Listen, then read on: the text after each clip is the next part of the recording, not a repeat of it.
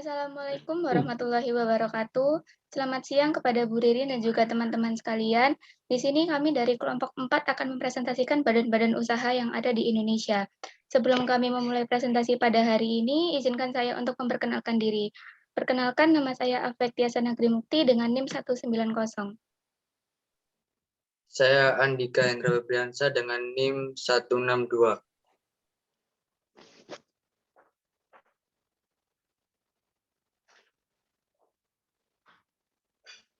Perkenalkan, nama saya Muhammad Alfan Nizar dengan NIM 202. Perkenalkan, nama saya Lukmanul Hakim dengan NIM 184. Perkenalkan, saya Biki Akwini Arpati Zaki dengan NIM 208. Perkenalkan, nama saya Fani Dwi Hermawati dengan NIM 187. Baik, berikutnya saya akan menjelaskan tentang pengertian badan usaha. Dalam satu bahasa, usaha merupakan energi yang disalurkan oleh gaya ke sebuah benda agar bergerak. Dalam mayoritas orang itu biasanya menyamakan suatu badan usaha dengan suatu perusahaan yang sebenarnya itu berbeda. Lalu apa sih badan usaha? Badan usaha itu adalah sebuah persatuan antar organisasi dan ekonomi dengan skema mendapat suatu keuntungan serta memberi fasilitas atau layanan kepada masyarakat. Suatu badan usaha pasti perlu adanya modal dan tenaga kerja serta alternatif mencari suatu keuntungan. Keperluan lainnya biasanya itu harus ada yang dipertanyakan, seperti apa yang akan dipasarkan di antara jasa atau produk. Lalu bagaimana cara memasarkan produk atau jasa tersebut. Ada banyak fungsi yang didapat dalam badan usaha. Seperti yang pertama, fungsi komersial yang meliputi tugas seorang pemimpin untuk menjalankan semua kegiatan badan usaha serta mengelola sumber daya manusia, produksi, dan pembelanjaan dengan biaya supaya dapat mencapai tujuan. Yang kedua, fungsi sosial. Fungsi sosial itu berperan sebagai penyedia lapangan kerja serta peningkatan kualitas lingkungan hidup. Yang ketiga, fungsi perekonomian yang membantu peningkatan perekonomian sosial dan juga membantu skala usaha menjadi makin besar karena adanya produk yang dihasilkan menjadi massa yang besar dan luas. Berikutnya, next.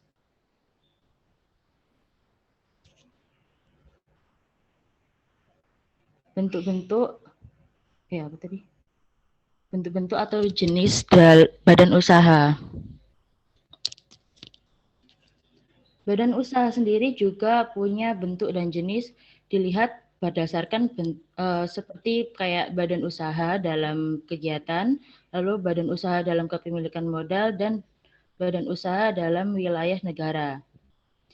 Yang pertama ada badan usaha dalam kegiatan. Badan usaha dalam kegiatan itu ada badan usaha ekstraktif yang mengambil apa yang dihasilkan dari sumber daya alam. Lalu ada badan usaha agraris yang melakukan jenis kegiatan pertanian.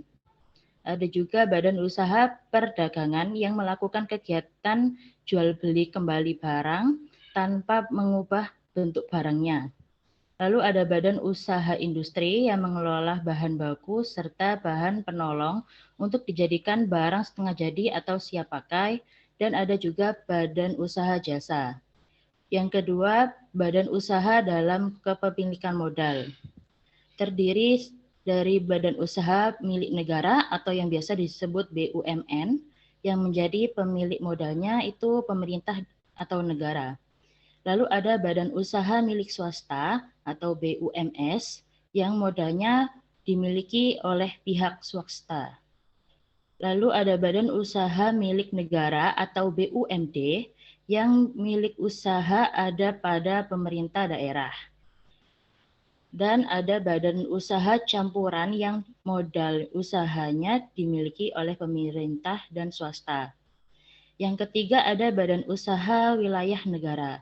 terdiri dari penanaman modal dalam negeri yang dimana pemilik modal ada pada masyarakat negara itu sendiri, dan ada penanaman modal luar negeri atau asing yang perusahaan asing itu sedang beroperasi dalam wilayah dalam negeri. Seperti contohnya perusahaan dari Cina sedang beroperasi dalam wilayah Indonesia. Sekian penjelasan dari saya tentang pengertian badan usaha dan jenis-jenis badan usaha. Untuk berikutnya akan dijelaskan oleh teman saya. Saya akan menjelaskan bentuk-bentuk badan usaha di Indonesia atau menjelaskan dan menyebutkan. Bisa di next. Yang pertama ada koperasi. Pengertian koperasi adalah diambil dari bahasa Inggris, yakni cooperation. Jika diterjemahkan ke dalam bahasa Indonesia, artinya kerjasama. Koperasi dapat diartikan sebagai sebuah badan usaha yang beranggotakan sekumpulan orang yang kegiatannya berlandaskan prinsip berlandaskan prinsip koperasi sekaligus sebagai gerakan ekonomi kerakyatan yang berasas kekeluargaan. Sementara itu, menurut Bapak Proklamator kita, Muhammad Hatta, yang sekaligus menjadi Bapak Koperasi, koperasi adalah satu jenis badan bersama yang menggunakan asas kekeluargaan dan gotong royong. Bisa di next ke slide selanjutnya, jenis-jenis koperasi. Yang kedua ada jenis-jenis koperasi. Yang pertama ada koperasi berdasarkan jenis usaha. Yang pertama ada koperasi serba usaha. Yakni koperasi serba usaha ialah jenis koperasi yang menyediakan berbagai macam jasa simpan, pinjam, dan menjual berbagai macam kebutuhan konsumen. Yang kedua ada koperasi simpan pinjam. Jenis koperasi yang lainnya yaitu lebih spesifik mengurus usaha tertentu. Sesuai namanya, koperasi simpan pinjam merupakan jenis koperasi yang bergerak di bidang simpan dan pinjam uang. Yang ketiga ada koperasi konsumsi. Koperasi konsumsi merupakan koperasi yang bergerak di bidang usaha kebutuhan pokok makanan. Yang keempat ada koperasi produksi. Jenis koperasi ini hampir sama dengan koperasi konsumsi. Bedanya, koperasi produksi lebih dalam mengelola bahan mentah. Yang kelima ada koperasi jasa. Jenis koperasi ini berfokus pada pelayanan jasa kepada anggota dan masyarakat. Lalu ada koperasi berdasarkan keanggotaan. Yang pertama koperasi sekolah, yang berisikan area sekolahan atau orang-orang yang ada di dalamnya. Yang kedua ada koperasi pasar, yakni yang beroperasi di pasar atau daerah sekitarnya. Koperasi ini tentunya kebanyakan beranggotakan pedagang di pasar. Koperasi pasar berkepentingan memberikan penyuluhan, bimbingan, serta bantuan kepada anggotanya. Yang ketiga ada koperasi unit desa. Koperasi unit desa atau sering disingkat KUD banyak tersebar di area-area desa. Adapun keanggotaan dari KUD adalah orang-orang dari desa tersebut. Bisa di next ke slide selanjutnya, tujuan koperasi. Tujuan koperasi ada beberapa hal. Yang pertama, meningkatkan kehidupan ekonomi anggota koperasi dan masyarakat di sekitarnya. Yang kedua, meningkatkan kesejahteraan ekonomi anggota koperasi dan masyarakat di sekitarnya. Yang ketiga, membantu pemerintah untuk meningkatkan kesejahteraan ekonomi rakyat yang adil dan makmur. Yang keempat, menjadi sosok guru dalam perekonomian nasional. Yang kelima, membantu konsumen dengan memberikan penawaran harga yang relatif lebih terjangkau. Yang keenam, membantu produsen dengan memberikan penawaran harga yang relatif lebih tinggi. Yang ketujuh, memberikan bantuan peminjaman modal kepada unit-unit usaha skala mikro dan kecil. Next ke slide selanjutnya, fungsi koperasi. Fungsi koperasi ada beberapa macam. Yang pertama, membangun dan mengembangkan potensi. Fungsi pertama dari koperasi yaitu membangun sekaligus mengembangkan potensi dan kemampuan anggotanya secara khusus dan masyarakat secara umum. Yang kedua ada meningkatkan sumber daya manusia atau bisa disebut SDM.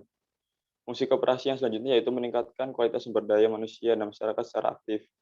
Kualitas SDM yang semakin meningkat akan memberikan manfaat bagi perekonomian dan negara.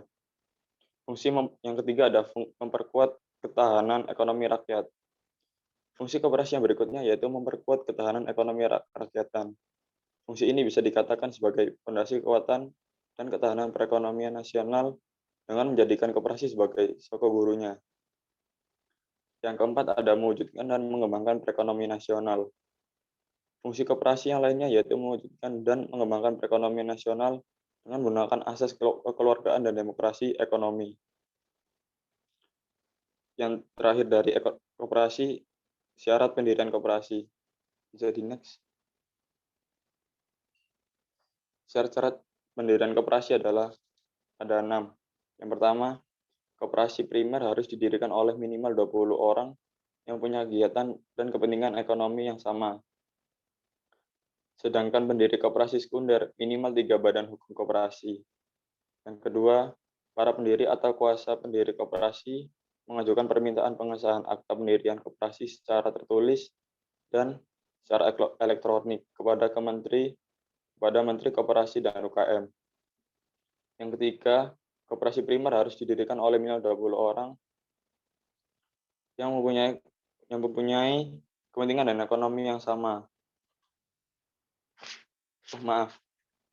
Yang ketiga, berita acara rapat pendirian koperasi harus dilengkapi daftar hadir, rapat pendirian, fotokopi KTP pendiri, lalu surat kuasa pendiri, lalu surat rekomendasi instansi terkait dengan bidang usaha yang akan dijalani. Yang keempat, untuk koperasi sekunder harus ditambahkan dokumen. Hasil berita acara dapat pendirian koperasi dan surat kuasa koperasi primer atau koperasi sekunder. Yang kelima, pendiri koperasi sekunder, keputusan pengesahan badan hukum koperasi primer atau sekunder calon anggota. Koperasi primer dan sekunder calon anggota melampirkan nomor pokok wajib pajak (NPWP) dalam artian aktif. Yang keenam, untuk koperasi sekunder harus ditambahkan dokumen hasil berita acara rapat pendirian koperasi dan surat kuasa koperasi primer atau koperasi sekunder. Sekian dari penjelasan saya tentang koperasi, bisa dilanjutkan oleh teman saya.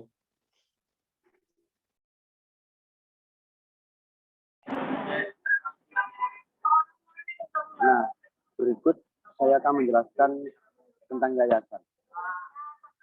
Yayasan merupakan badan hukum yang mempunyai maksud dan tujuan tertentu bersifat nilai sosial, keagamaan, dan kemanusiaan. Next. Nah, tujuan yayasan yaitu mencapai tujuan sosial, pendidikan, keagamaan, dan kemanusiaan. 2. Visi misi yayasan harus dicantumkan dalam anggaran dasar yayasan. 3. Yayasan memiliki sifat sosial, keagamaan, kemanusiaan. Bisa di next.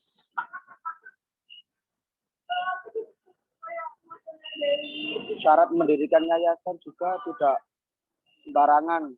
Dalam mendirikan yayasan yang sudah terikat dalam undang-undang dan ada berbagai macam syarat yang harus dipenuhi. Berikut syarat-syarat mendirikan yayasan. 1. Mendirikan yayasan dengan membuat akta notaris ditulis dengan bahasa Indonesia. Didirikan oleh 1 atau lebih menggunakan modal pendiriannya sebagai harta kekayaan yayasan. 3. Struktur organisasi di yayasan ada pembina, pengurus yayasan, dan pengawas. Yang keempat, yayasan dapat didirikan melalui surat wasiat. Yang kelima, yayasan dapat memperoleh badan hukum setelah akta notaris disahkan oleh menteri atau pejabat yang ditunjuk. Yang keenam, tidak boleh bertentangan dengan nilai kesusilaan dan ketertiban umum. Yayasan juga tidak boleh menggunakan nama yang telah sah digunakan yayasan lainnya. Bisa di next. Nah, cara mendirikan yayasan. Yayasan dapat didirikan oleh 1 atau lebih, di mana yang mendirikan bisa disebut pendiri yayasan. Dalam mendirikan pasti memerlukan berbagai berkas-berkas yang harus dipenuhi. Adapun berkas yang harus dipenuhi. 1. Akte pendirian yayasan dari notaris.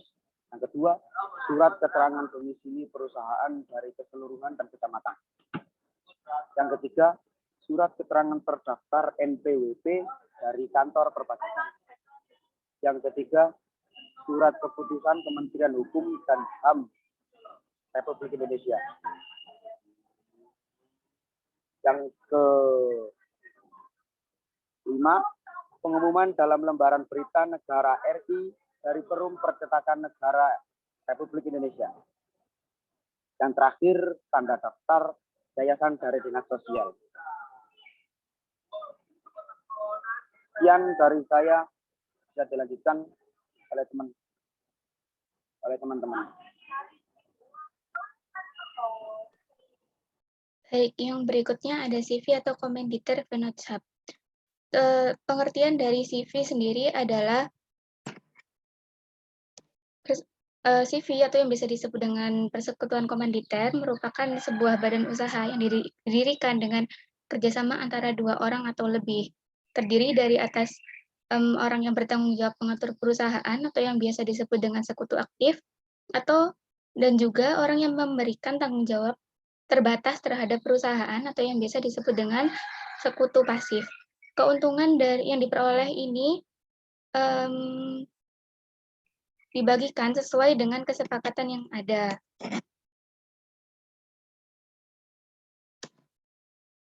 Lalu tujuan dari CV sendiri adalah untuk mempermudah sebuah badan usaha dalam menjalankan aktivitas bisnis dengan resmi dan legal sesuai hukum yang berlaku. Misalnya dalam pengadaan barang. Jadi biasanya dalam bekerja sama dengan berbagai pihak, terutama perusahaan besar itu selalu memberikan syarat adanya badan usaha yang legal untuk menurut hukum untuk mengikuti tender yang ada. Jadi hal ini dilakukan untuk memberikan jaminan keamanan dengan baik dibandingkan dengan perusahaan yang belum terdaftar secara hukum. Lalu ciri-ciri yang ada adalah didirikan oleh 2 orang atau lebih. Lalu yang kedua terdiri dari 2 sekutu, yaitu sekutu aktif atau yang biasa disebut dengan sekutu komplementer yang bertugas dalam mengelola perusahaan, dan sekutu pasif atau sekutu komanditer yang bertugas dalam menanamkan modal. Yang ketiga, hanya boleh didirikan oleh warga negara Indonesia atau WNI. Yang keempat, tidak memiliki batas minimal untuk modal pendirian. Yang kelima, diakui secara legal. Yang keenam, dapat melakukan kerjasama dengan perusahaan resmi dengan mudah. Lalu berikutnya ada dasar hukum CV. Dasar hukum CV ini meliputi pertama, Peraturan Menteri Hukum dan Hak Asasi Manusia atau Permenkumham Nomor 17 Tahun 2018 tentang pendaftaran persekutuan komanditer, persekutuan firma, dan persekutuan perdata.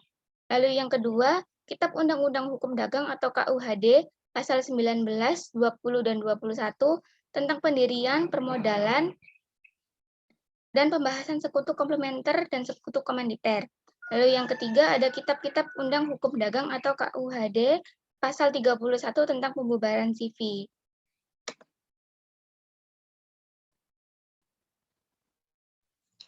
Saya akan melanjutkan teman saya mengenai jenis-jenis CV. Jenis-jenis CV ini sendiri ada 3 macam. Yang pertama yakni CV bersaham. CV ini yaitu mengeluarkan saham, namun saham tersebut tidak diperdagangkan, sehingga saham tersebut dapat diambil oleh sekutu aktif maupun pasif. Nah, masing-masing sekutu dapat mengambil 1 saham atau lebih. Selanjutnya adalah CV murni.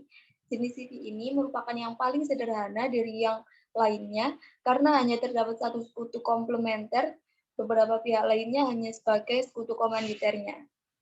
Selanjutnya adalah CV campuran. CV ini biasanya berawal dari firma yang dalam kegiatan operasionalnya itu membutuhkan modal tambahan. Sekutu firma yang menerima modal tersebut dan menjalankan usaha akan menjadi sekutu komplementer. Sementara sekutu yang memberikan modal tambahan akan menjadi sekutu komanditernya. Bisa dilanjut.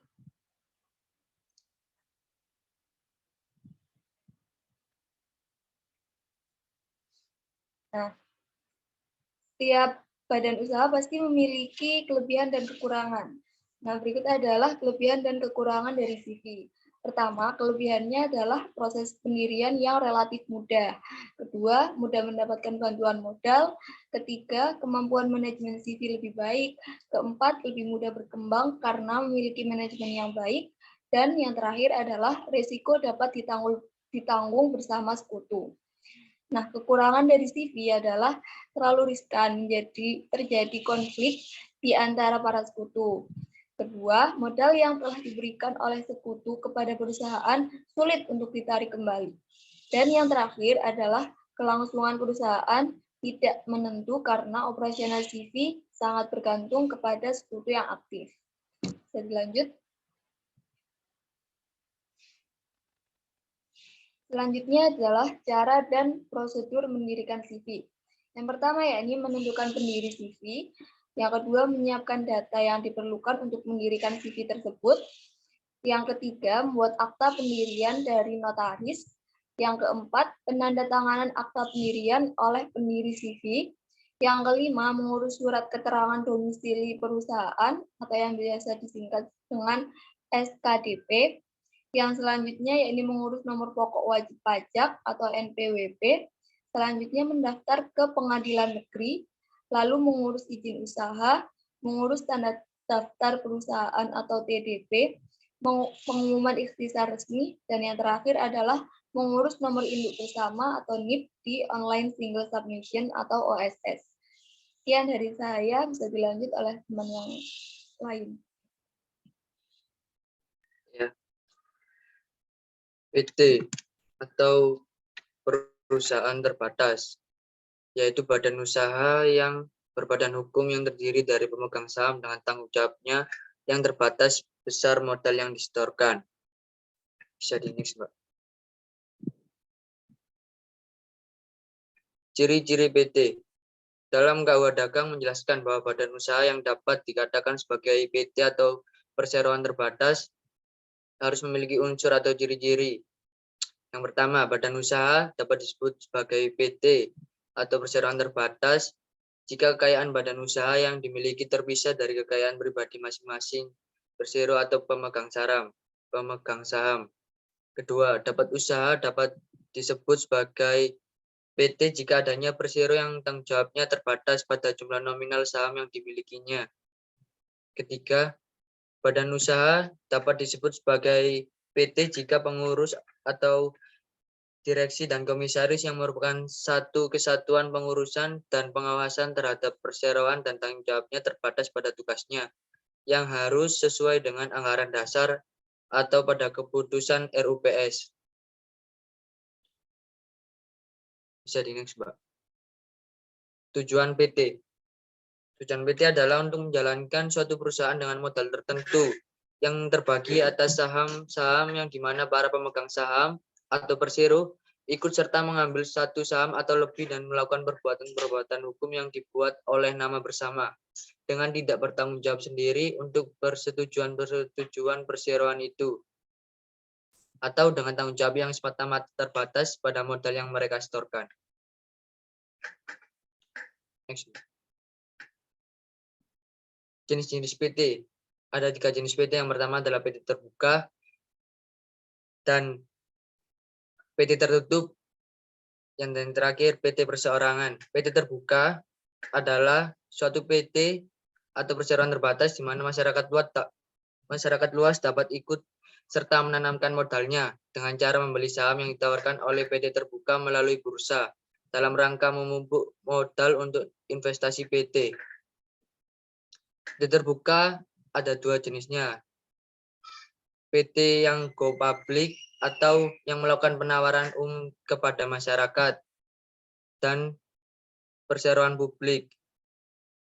Yang dimaksud perseroan publik ini adalah PT yang tidak melakukan penawaran umum dalam arti tidak menjual sahamnya melalui bursa. Yang kedua, PT tertutup. Pengertian PT tertutup adalah PT yang didirikan dengan tidak menjual sahamnya kepada masyarakat luas. Berarti tidak setiap orang dapat menanamkan modalnya. 3. PT perseorangan adalah saham-saham dalam PT tersebut dikuasai oleh pemegang saham atau persero. Hal ini dapat terjadi setelah melalui proses pendirian PT itu sendiri. Pada waktu pendirian PT, terdapat lebih dari seorang pemegang saham, yang selanjutnya beralih menjadi berada pada seorang pemegang saham. Bisa di next slide. Syarat pendirian PT. Yang pertama adalah fotokopi KTP, NPWP, dan KK para pemegang saham dan pengurus minimal 2 orang. Foto direktur ukuran 3x4 latar belakang merah. Kopi PBB tahun terakhir sesuai domisili perusahaan. Kopi surat kontrak atau sewa kantor atau bukti kepemilikan tempat usaha. Surat keterangan domisili dari pengelola gedung jika berdomisili di gedung perkantoran. Surat keterangan RT RW jika dibutuhkan. Selanjutnya, kantor berada di wilayah perkantoran atau plaza atau ruko atau tidak berada di wilayah pemukiman. Surat keterangan zonasi dari kelurahan dan stempel perusahaan. Adapun syarat pendirian PT secara formal berdasarkan UU Nomor 40 Tahun 2007. Yang pertama adalah pendiri minimal terdiri dari 2 orang atau lebih, nama perusahaan, susunan pemegang saham. Akta pendirian harus disahkan oleh Kementerian Hukum dan HAM, menetapkan nilai modal dasar dan modal disetor. Nilai modal setor minimal 25% dari modal dasar. Klasifikasi perusahaan.